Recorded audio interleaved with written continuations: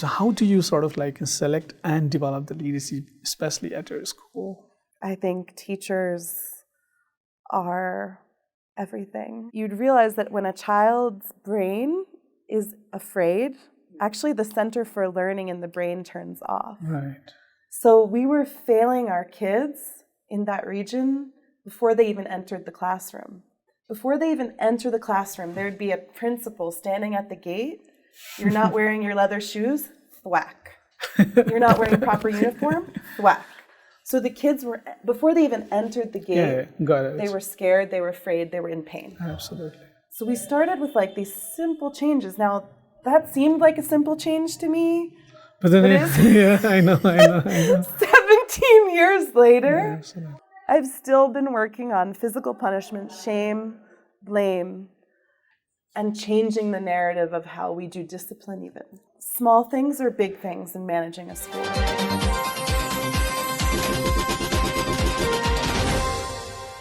नमस्कार एजुकेसन डायलगमा स्वागत छ आज हामीले निम्ताएका छौं सुर्खेत स्थित कोपिला value स्कुलकी co-founder Maggie Duane. She is also the CNN Hero of 2015 and the co-founder of Blink Now Foundation. Thank you so much, Maggie, for joining. Thank you for having me here. Welcome to the show. I was just telling you, I love you in this role. I'm loving your podcast. Thank you so much. I was saying you're made to do this, and I'm so happy that you're launching this. And actually, I just wanted to have you earlier as well, but then I think it's all in good time. Your kids were not feeling well. How are they now? Oh, they're good. They're good. We just flew back from the U.S. and Canada. We were there for the summer. And we're here, and we're going to be here for the year. And my daughter's starting kindergarten in Kopila Valley in Surkhet next week. So it's good. So as हामी नेपालमा सबै बच्चाहरूले कसरी quality एजुकेसनमा access पाउँछ. Though like Nepal has provided the access to education so far, but then the quality is still a question.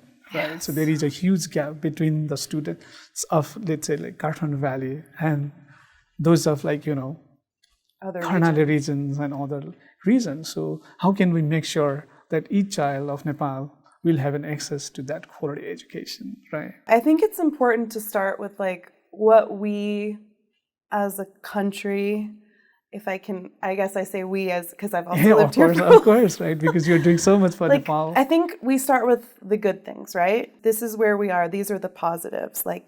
Accessibility has improved tremendously. Right. You go to any rural Himalayan village, east to west, north to south, and there is school infrastructure in place. Right. So in the last 2 decades in Nepal, we've really achieved this issue of accessibility.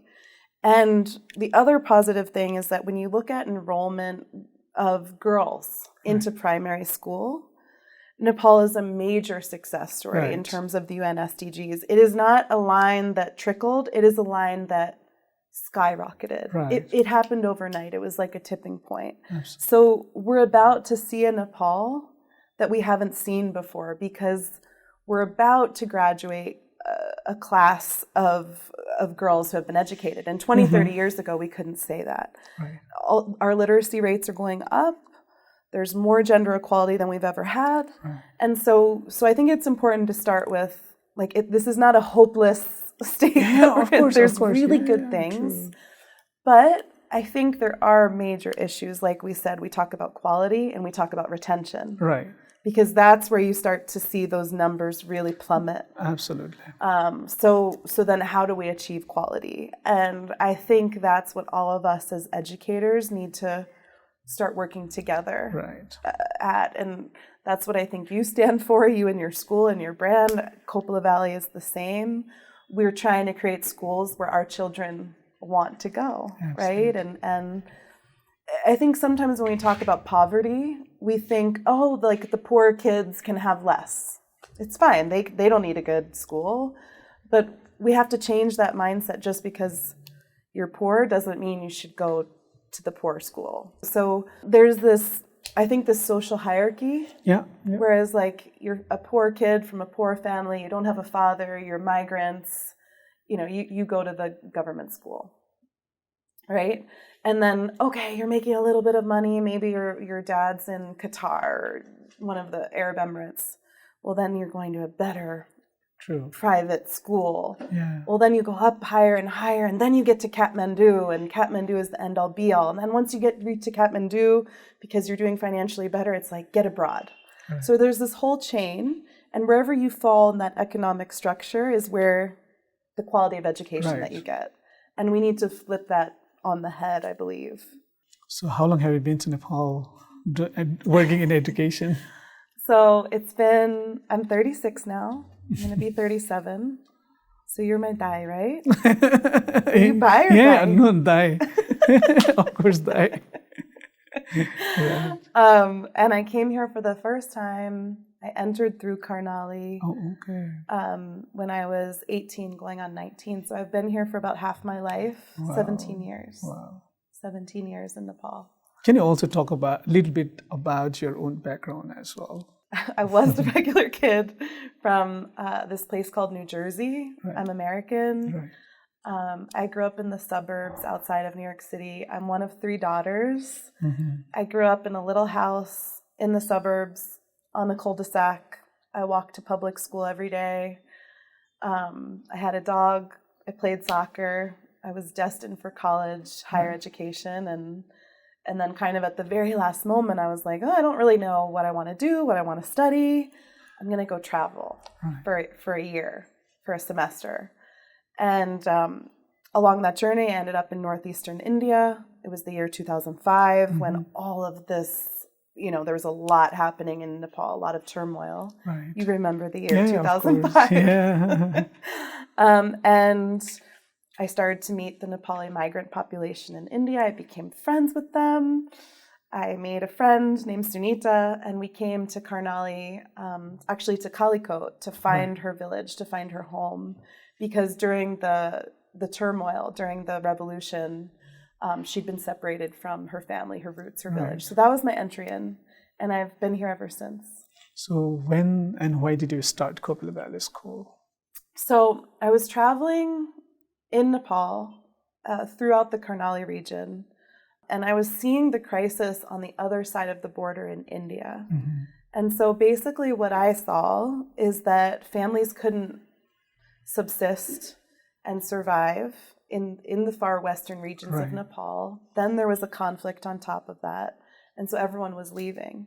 And when I saw the Nepali experience on the India side, it made me really just like sad and confused. And we'd see these kids, that lost their culture, their support systems, their families.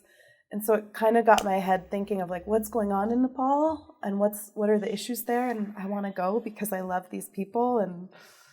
And then going to Karnali, I could see the problem kind of very raw, very fresh. And schools had been shut down. There were not enough teachers. School books just never arrived. I saw things that I'd never even imagined as a kid from New Jersey. Like kids, writing in the dirt with a stick. It was just soul shaking. And I was shocked. And I was like, how did I not know all the privileges that I'd been given? And just kind of got me thinking.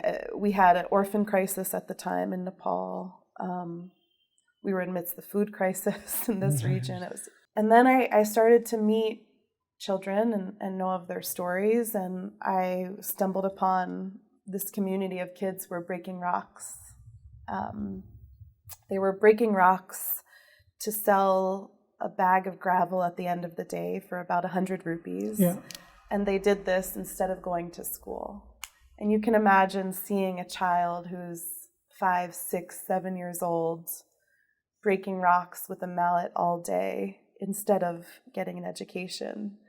And then I started to see really clearly like these cycles of poverty, these cycles of violence.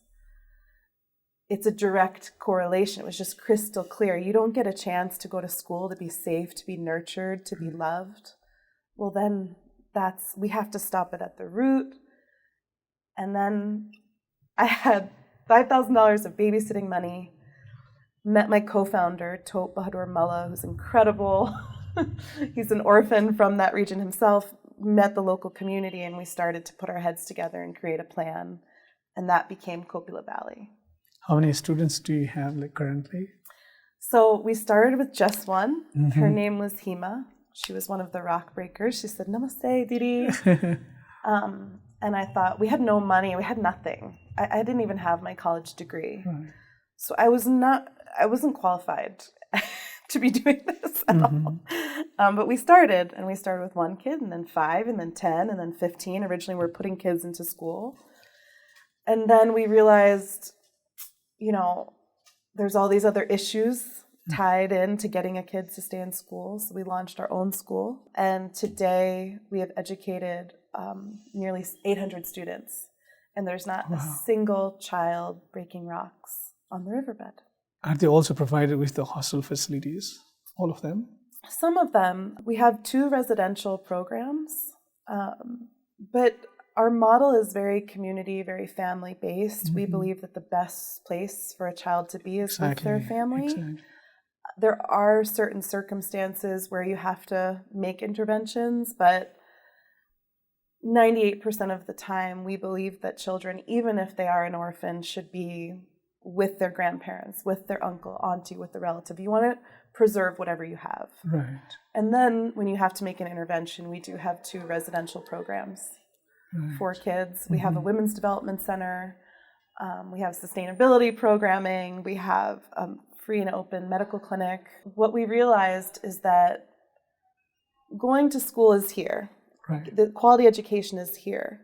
But if a child is malnourished, if they don't have a safe home, if they drink dirty water, if they don't have safety and those basic human needs and rights in place, it's really hard to get them to here. So we tried to create a model that was community-based, that addressed all of the holistic needs of the community and the child, so that the community could thrive and the child could thrive. And when the community and the child is strong...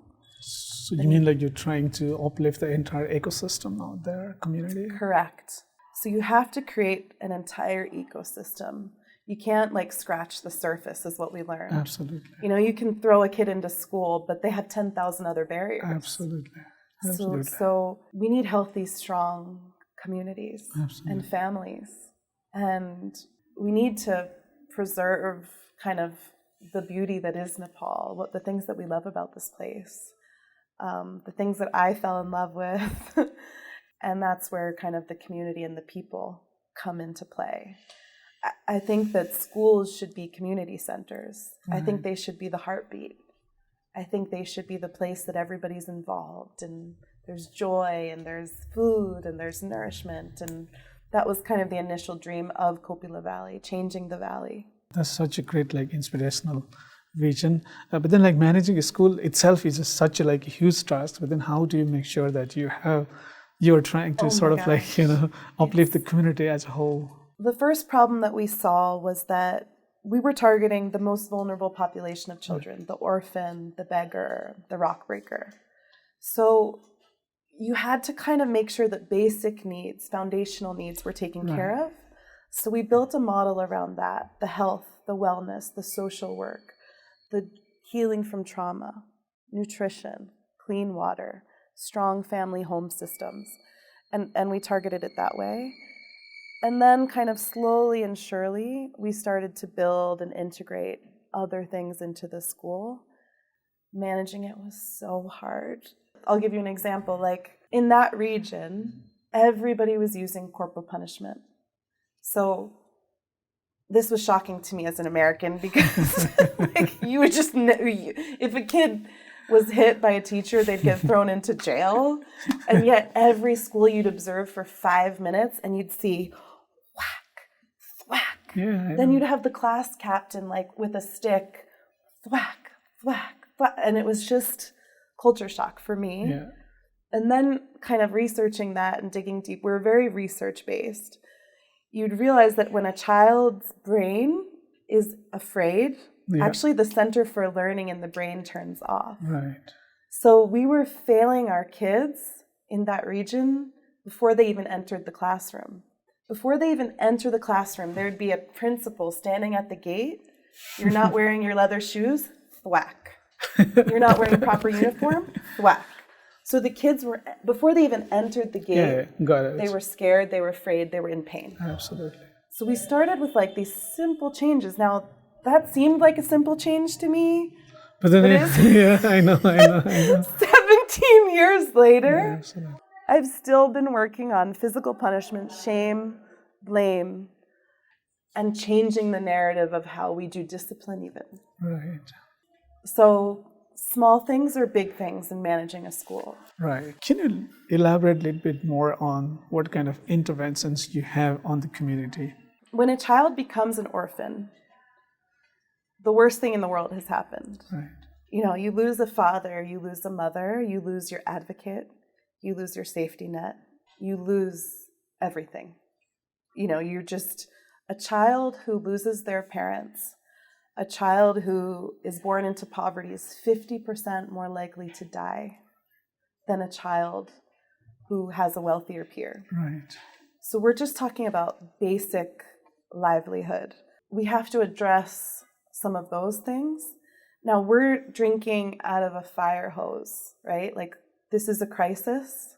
So you have to stop the crisis while also addressing the root of the problem. Yeah.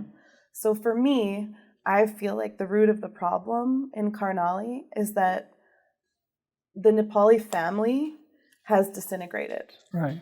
Children are losing parents because of reasons that are preventative. Right. You know, these 10,000 things have already gone wrong before a child enters the gate. Yes. So we're losing parents, you know, physically, right, out of preventative illnesses, diseases. Right. We're losing parents because 80% of the population has unemployment. We're losing parents because of all kinds of social and economic issues. Right. So the model addresses those social and economic issues. We try to create jobs. We integrate social services. We started by creating a safe, beautiful, safe haven school that children could come to. That improved things a lot. Right. But then we realized if they're going home to violence, if they're going home to extreme poverty, Right. there's only so much that we can do inside the premises. So we started a model whereby it was twofold. One, treat the symptom, prevent the cause in the first place, right? Prevent the system. And there's 5 main pillars: food and farming and nutrition, which is extremely important, creating jobs and livelihood, especially for women and mothers and caregivers, many of whom have their partner, you know, abroad in India and the Middle East. So empowering women. Third is just simple: water, health. You know, a 10 rupee deparasiting medication will save a child's life. Basic vaccinations, curative preventative care, so the health of a child. And then we talk about literacy, and we can start to build at academics. And then you get into the fun stuff, like bring in joy. We started the first soccer team. Wow. Arts, music, like making schools fun again. Right. Which we've lost. We've lost like joy and love. Absolutely. In schools. Like there are these prisons that look dark and Absolutely. like barbed wire and boundaries. And we wanted to build a school where we want to hang out all day with birds and butterflies and nature and soccer and art and music and dance, healthy food that we're growing and animals. So that was kind of the core dream, the core principle. We wrote out the vision. We wanted to instill Nepali values. Like, what do you think about when you think about a Nepali? Nepalese are some of the most loved and regarded people around the world. You go any country in the world, you say you're Nepali, you know the reaction that you get. What do I think of a Nepali as? Hardworking, integrity, honesty, respect. So how do we instill those values and keep them instilled within the values and the fabric of the school? And that was kind of the initial phase. We started a school lunch program, you know, started a health and wellness clinic, and then we built from there, and we started getting results almost immediately. Right. What kind of results have you seen? The impact? We looked at some data yesterday, actually. We were with Teach for Nepal. Oh, okay. nearly 60% of students won't graduate. So the first metric we were working at was retention, getting a child retained all the way through. So you have this class 1 to class 10. Mm-hmm. Yeah. The second thing is critical learning period during the early years. Weakest teachers in the early years. Mm-hmm. Even the pay. If you look at the pay scale, you're an early years teacher, you get paid less. Absolutely. Actually, that it needs should to be the other way around. Yes, the critical learning period for a child is age 3, 4, 5, and 6. Right. And so all of our investment needs to go there. Absolutely. Primary. Because the foundation for a child is the most important thing. So that was a very important early intervention that we made. People are like, what? You're paying your early years teachers higher than your... But we have to start thinking about it that way. English as a language, we should talk about that. It's the language of power and privilege. And so we have the wealthy kids in the country who are bilingual, they speak their indigenous languages, and then you're a poor kid, you don't get access to English. And we have children not reading in English or Nepali, so we have this issue of language that we need to work through. We're addressing that as well. So different strategies. We don't have it all figured out. We took our EGRA and EGMA and our real assessments this year. We're not where we need to be yet, but we're building towards it. So you touched upon the language as well. So do you also provide the education in their mother tongue as well? Yes. So up to what standard? So this is a really tough one for me. It's a very hard nut to crack. Absolutely. So our children are Tharu. They're from Jumla, they're from Humla, they're from Kalikot, they're from Bajra. Right. They come speaking languages I don't know. I can't begin. Even my Nepali team members are like, what are they saying? Yeah, absolutely. So they all come with their indigenous languages. Then we ask them to learn English and we ask them to learn Nepali. So we're throwing a lot at them. I'm trying to do a lot of data-driven decision-making here, and I haven't figured it out. It's tricky because the center for learning in the brain for languages is 3, 4, and 5. So it's when we should be integrating multiple languages. But in Nepal, where we have hundreds of dialects, we're already working with Nepali and indigenous mother tongue. So we're already asking our students to be bilingual. Yeah, exactly. And then we're asking to throw in English as well. Right. I haven't figured it out. I don't know. I'm looking at the research and the data, and our kids, we're focusing on Nepali and English. Let me get back to the community itself, because I have been hearing a lot of complaints from the schools, government schools, especially in these kind of communities where their parents are not very educated and all. So schools generally tend to blame the school, family environment for the failure of the children. So in that case, what kind of role do you think the schools can play? That's where community comes in. We're all partners in this. Are we engaging in our public school system? Are we going to schools? Are we sending our children there? Are we a part of the community? Is it an integrated space where we're all together? Right now, it's hierarchical, right? Yeah, exactly. We're blaming families living in poverty, right? But those families living in poverty are worried about how to feed their family, right? Yeah. They're having to go to India to work for 1,000 rupees, right? In a migrant work season. And then we're asking them to also invest in their child's education when they don't have enough food. Right. And so what we need to do is not simple. It's very, very complicated. We need to empower families. We need to empower communities. We need to create jobs in industry. I've traveled all over Karnali, and I have never in my life met a family from Jumla, Humla, Kalikot, or Acham. When you ask them what they want more than anything in the world, the first thing out of their mouth, I want my child to be educated. Wow. And then Karnali gets a bad rap for they're backwards, they're poor, they're this. You go to any family, any mother, any father, any grandmother, any grandfather, what would you like more than anything? I want my child to be educated. So that's a great thing. Absolutely. That's what we have going for us. It's amazing. You ask a family what they prioritize, I want my child to be educated. Right. When I've gone to community schools, I've been in all of the lowest performing schools in the Karnali region. I see that we've kind of just given up hope. We don't have hope there. So they've become these things in the back alley, pushed into the corner. And, that's where our migrants are. That's where our girls are. That's where our differently abled are. So it's become like, you're poor, you're vulnerable, you go here. And then nobody goes. Nobody cares. I've seen schools without toilets, without water, without lighting, without dustbins, without soap to wash hands. I mean, like, basic human needs and rights are not being met within our education system. So yes, we are in a crisis, but the good thing is, I think we know it's a crisis. We know we need to change our priorities, I hope.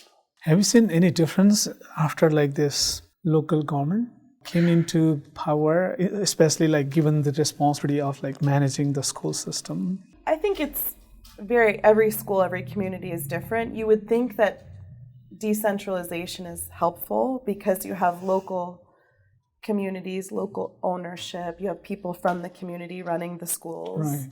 I don't know if I can speak to, have we seen major improvements? I don't have the data. Based on your experiences working with the government, I'm sure like you've been collaborating with the government as well, right? I think we're still finding our way with this. Like, it's only been a few years. I wanted it to happen instantly. I was like, yay, we defederalized. Everything's going to get better. Things are going to get fixed overnight. We're all hopeful about that. Right. But change is slow. It takes time. I think we're still in this process of like, is it federal? Is it provincial? Is it federal? Is it municipality? Is it I think there's still some confusion there.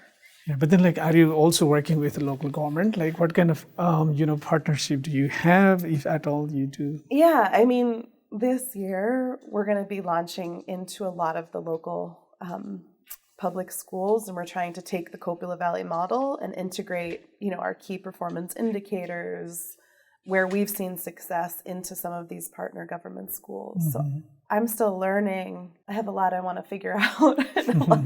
I hope that Coppola can bring hope back, because our kids, I think we've proven that we can take any child and turn them into an engineer, a teacher, a social worker, a successful entrepreneur, a computer engineer, an accountant. So the proof is there. Absolutely. We are running successful schools in this country. So now it's about taking the success and these benchmarks of quality and making sure that they go to everyone. And that's what I want to do for Karnali. So that means like you're already working with other schools as well? We're just about to start. It took us probably 15 years to build our model with Coppola to make sure that we had success, that we were proud of the alumni we were graduating, that we made sure that our data was good. And we feel like we reached there in the last couple years. We've graduated 9 batches of kids. And so now we're looking at, I'm a product of public school.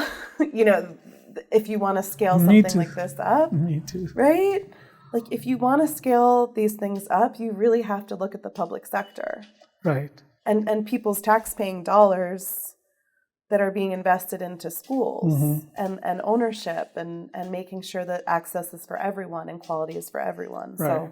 So everybody knows that. I'm not telling you anything you don't know. But So what do you think are the major elements or pillars that you can sort of like replicate in them like into other like public schools as well? Yes. So very simple, water. Can we agree that every school deserves a water connection, toilets, and clean drinking water? Like basic. We haven't achieved this yet. So again, that's a quality issue. Yeah. The tanks are there. They're not full. They're not regular. We've got a water problem in this country, which is very ironic because there's so much water in Nepal. Second richest country. The second thing I want to say, in regions like Karnali, I can only speak to my region, school lunch. 50% of kids in this region are malnourished. But then I think the government provides like 15 rupees per child. And that gets distributed as a package of biscuits or chow chow. So we need nutritious food. We need to bring nutrition back. We need to be feeding brains. If the 15 rupee biscuit package was working, we wouldn't have 50% of kids malnourished. So we need to bring school lunch in, and we need to have food that's locally farmed, and we need to create cycles of food and farming. So food is everything. Second is the lunch. The third? Third, leadership. Leadership and basic school management. The head teacher. And building leaders, building passionate leaders who are going to lead the school. And the fourth, I would say, is investment. It takes money. Like if you look at the Scandinavian countries, it takes money. We have to invest in schools. So if you have the management and the leadership in place, you have the community buy-in. We all agree we want our children to have healthy, thriving schools. Everybody agrees on children. Yeah. Who doesn't love children? Yeah, we absolutely. all do. Especially well, then it goes leadership, and then we look at investment. Key investments, the right investments, and using our dollars well, because we know that we're not investing a lot of money per child in this country. We just have to get those numbers up. So you also talked about the leadership. So how do you sort of like select and develop the leadership, especially at your school? I think teachers are everything. One good teacher in a primary year, in a critical year for a child changes, again, the trajectory of their whole education. One poor teacher, one bad teacher can set a child back 3 years, right? So I look for teachers who love children, who are of integrity, who believe in what they do. They take pride in their work, and they have fun in the classroom. They have that pride of ownership, pride of their job. They believe in it. So I look for those people, and then we invest in them. And we try to pay them as best we can. In the beginning, we didn't, but now we're just trying to. And then we capacity build them with training, with oversight, with education experts in different fields. We try to do data-driven decision-making. So this year, we knew math was a problem.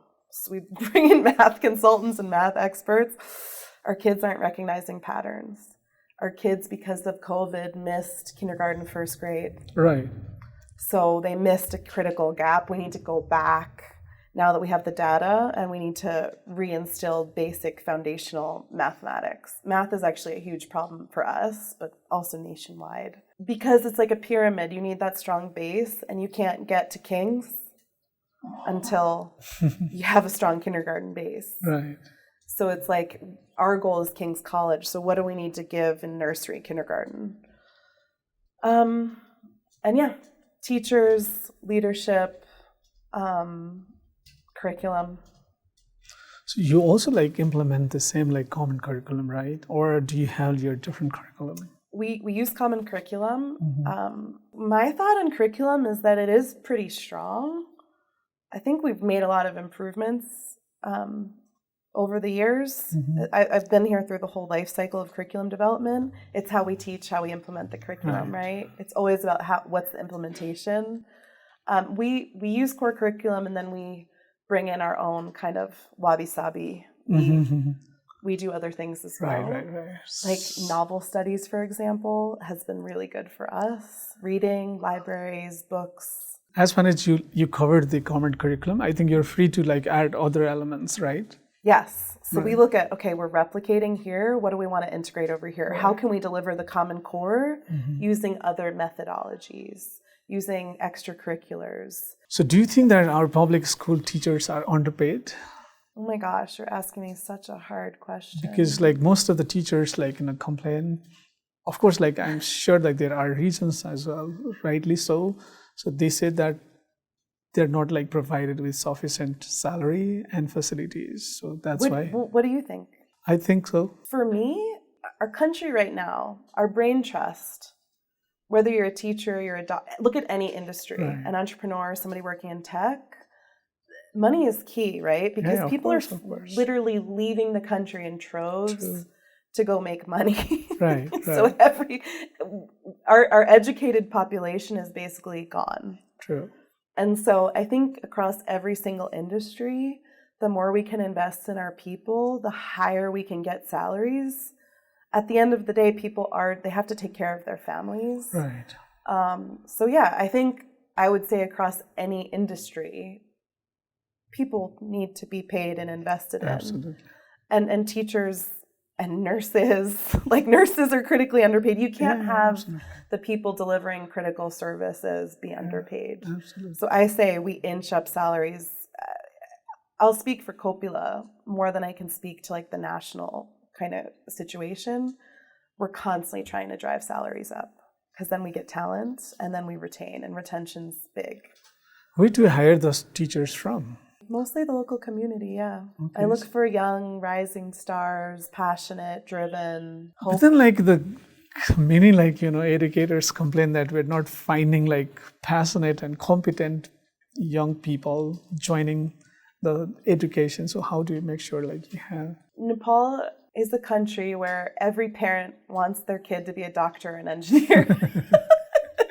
At least chartered accountant. So we've got this like kind of, or a chartered accountant. Or government officer. But I do believe that this generation is starting to challenge that status quo. Like, look at Teach for Nepal. Look at some of the young, amazing teachers we're getting. Right. I just had a teacher move back from the US to work for us. Wow. And I see young people I'm American. I work a lot with the Nepali diaspora.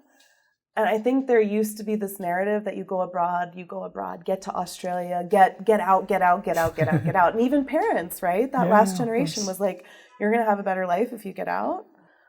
But I think now that a lot of people have gone out and they see that the grass is not greener, things are not that great in America, people will stay. And I think it's about us changing the dialogue and asking hard questions and saying, like, have you visited your local community school? Like, are you sending your kids to government schools? And I think this generation, I think they care a lot. And I think they want to see change. And I believe in this generation. So we're going to be up against this fleeing of the country for a long time. And that's why, again, it comes back to the root of creating jobs, creating industry, and people making the really tough decision to stay. So what do you think is the most rewarding, stuff in education? Well, it's the kids. It's the students. Right. I said this yesterday, it's the astrophysicist that just came out of Jumla, the doctors coming out of Atam. Right. It's the guy that's going to cure cancer, the next prime minister who's a girl from far west or the far east up north. We see the transformation that happens when a child receives an education. It's like unlocking that potential, and then anything's possible. So it's a little bit chicken or the egg. We're not going to have the Nepal that we dream of until we get the education, and we're not going to get the education until we get. So it's like we have to make these interventions now, yesterday, and it's a fun challenge because kids are worth it. Like, what drives us is seeing them launch, and you see where your alumni are. I see where my alumni are, and you're like, that they're doing things I never dreamed for them. I didn't even know were possible. And you watch that transformation. You watch a child start out breaking rocks to survive, and then they're a chef, and then they're a doctor, and then and you're like, okay, it's going to be fine. But then the sad thing is that the education has also been sort of really transactional, overly commercialized, and treated as a mere commodity. So do you have anything to say on this? Every industry is going to struggle with commercialization and competition, and we gave up on the public school system, and so then it created a private, that flip, right? Everybody wanted their kid into this school, that school, so we had this mass migration of kids into the private sector, and then the private sector has to compete, so they start advertising and blah, blah, blah, and everybody needs their numbers. You could argue that drives quality up, competition, but we've still left behind the majority of the population the second that we abandon the public school sector, right? Because the majority of the population will still reside in the public school system. Right. So, I don't know, I feel like if you could take some of the spark out of the private and bring it in there, it would be cool. These are hard questions. But then the drive is money out there, which is absent in public sector, right? Yeah.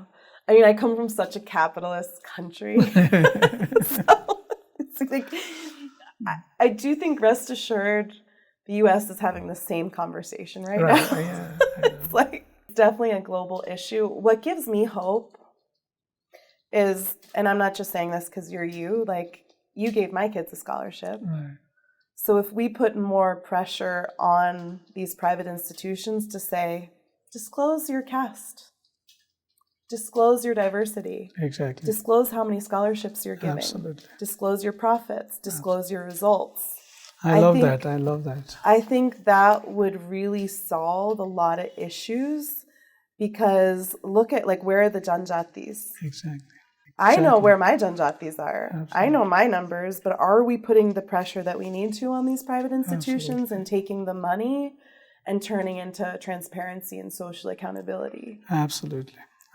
So I want to see schools, the top performing schools, using CSR and not bragging about our kids performed this much on SE, our kids performed this much, this many of our kids went to Australia, and talking about, look at the diversity of our student population. They're from East, they're from West, they're this caste, they're this group, they're this. And then we talk about creating a healthy environment in these private institutions. That we can't tell private institutions not to be driven by money. We have to tell private institutions to put some of that money back into the social improvements that need to happen. And transparency and good governance are really, really key, which is really missing. And rather than focusing on those stuffs, like government always talks about the fees, the capping on the fees and all. So I am also really frustrated about that, because I really love the idea of, like, disclosing these kind of sort of, like, data. Yeah, self-governance and transparency are really, it's like, important. why are people, do you know how hard it is to get data? Yeah, of course. Yeah. Like, we don't have data. True. So we need to kind of look at data to drive decisions, but nobody's disclosing their data. Because I told you my kids are really struggling with math right now. Well, I can be honest about that, right? Yeah, absolutely. I'm not going to lose, my board's not going to be upset and cut this. They're going to say, how do we help you get better? So you said, like, you have been here, like, for the last 17 years already. So what has been the most, joyous moments? Can you recall? So I had this kid, her name's Aliza Puri. And from the second I met her, I was like, this kid's going places. She's just so full of light and so full of potential. And this year she took her medical board exams and she topped. Wow. In the top percentage and got a full ride to medical school. And it's knowing Aliza at the beginning of her journey, knowing how she struggled, how she lost her father, and then that moment of, like, the message, the call that you get, getting a full ride to one of Nepal's elite medical colleges. It's that, and knowing that, Karnali only has 1 doctor to every 200,000 patients. Right. Well, now they've got 1 more coming back and staying there, and yeah, it's those things. It's watching my students choose to stay here. I had this problem that one of my graduates started this super successful tuition center. It was like computer and learn English. Tuition centers are really big. Where? And he started recruiting my teachers to work for him. Where is it? In Surcat itself. And I was like, he's become such a successful entrepreneur that he's competing. He's recruiting. But I love that. I love watching them, whatever field they choose, having a successful poultry farm, choosing food and farming, and I don't know, it's watching all of these things happen that you're like, this works.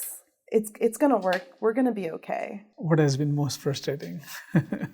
I think watching the kids who slip through the cracks. It's, you put in so much investment, you put in so much heart, you put in so much love, and then still watching a child have an early marriage, still watching a child struggling with intergenerational debt, and they have to go to work, or healing from the trauma. I think this frustration of like, why does a child have to suffer? Why do they have to be resilient? Like, oh, Nepali kids are so resilient, they're so strong. Well, why do they have to be resilient? That's not fair. It's just not fair. They have to be resilient because of where they're born and who they're born to, and because they're poor. Why are we forcing resilience? Why are we forcing them to overcome? It's just not right. And that shakes me with anger. I get really angry when I see that a child has to suffer pain, that a child has to suffer these traumas. It's just intolerable. I can't tolerate it. It keeps me up at night. I had a 10th grader who, I'd watched him succeed and thrive. He'd been with us since nursery. It was the heart of his classroom. And in the middle of the night, 2 years ago, his appendix burst. And he didn't get to the hospital in time, and he died. And those losses, because the hospital wasn't strong enough, because there wasn't a doctor on staff, because his grandmother first took him to a local jajugar. What do you say? Is that right? Jagri. I lost a child 3 years ago sleeping in a chalpadi hut. And you're like, oh my gosh, are we still doing these things? Right. And that's really hard, because if you look at the statistics, big picture, it's easy to stay hopeful and we're going to be okay. But if you know how much you love that one child and how valuable that one child is, and that was someone's daughter, and that was someone, it's impossible to bear. And yeah, that's really hard. I don't like working with kids who have become orphan. It's like they've already been failed before they even come in. And I don't like watching a child grow up without a father because they're in the Middle East. They're in India. They disappeared. They never came. It's heartbreaking, because I can't fix that. I can't give a child their father back. I can only do so much. I can't give a child their dad. And that is really tough. It's really tough. And now, I'm seeing mothers in the Middle East. Women are going too now. Right. It has to change. It has to change. And then yeah. So, by the way, how do you finance this school? We're a nonprofit, 501c3 registered in the U.S. Yeah. One thing I'm really proud of is that we have 4,000 Nepali donors around the world. Wow. Constantly looking for partnerships, constantly looking for investment. Obviously, we are on a fundraising model. But we've been really lucky to have investments over the years and believe in our growth and believe in investments. Mm-hmm. I have to say, I'm American, and that's been a really helpful advantage that I have, folks overseas. CNN Heroes helped us a lot to build our dream school. And like we were saying, it's important to have investment. And what are the agenda for the future? I love this place so much, and I want to see a Nepal where every child is safe and educated and loved. And I don't want to stop until we achieve that together, and I want to see it in my lifetime.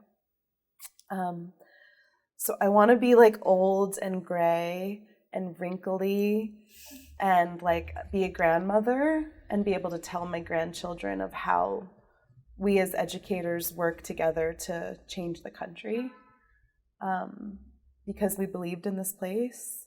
And then I feel like I can die a happy woman. Such a compelling vision. I wish you the best. You too. Well, you're in this with me, right? Yeah, of course. Of course. As well. We got this. All right, of course. Do you have any message to the educators Well, to everyone, of Nepal? Like one child at a time, one step at a time. Keep the hope and just don't ever forget that one child matters. Like let's see every child as our own children, and every child matters, and just keep believing in the hope of one child. And I think when we start to lose hope and we start to feel frustrated, just look into the eyes of a child, because you can't feel anything but optimism and hope and joy. And this fight is worth fighting for, because you just have to look at the face of a child and you're like, oh yeah, we got this. Is there anything that you want to add that I forgot to ask? I mean, you're so good at interviewing. So I would like to say, I'd love for folks to follow our work. Our website is blinknow.org, and we are all over Instagram and Facebook. We're called the Blink Now Foundation. Check us out, and we'll go from there. Thank you, Maggie. Thank you so much. Yeah. It was an absolute pleasure talking to you. Fun. It was such heartwarming and inspirational. I really... You're inspiring to me too. We have to inspire each other. Every time I'm down, I'm going to call you and you do this. Yeah, sure. Thank you so much. Thank you. हस् त आज हामीले सुर्खेत स्थित कोपिला value school की को-फाउन्डर Maggi ड्वेनसँग नेपालको हरेक चाइल्डले कसरी एउटा quality education achieve गर्न सक्छ भन्ने विषयमा छलफल गर्यौं। आगामी अङ्कमा नयाँ अतिथि र नयाँ विषय लिएर आउनेछौँ। त्यतिन्जेलको लागि बिदा दिनुहोस्। हस्, नमस्कार।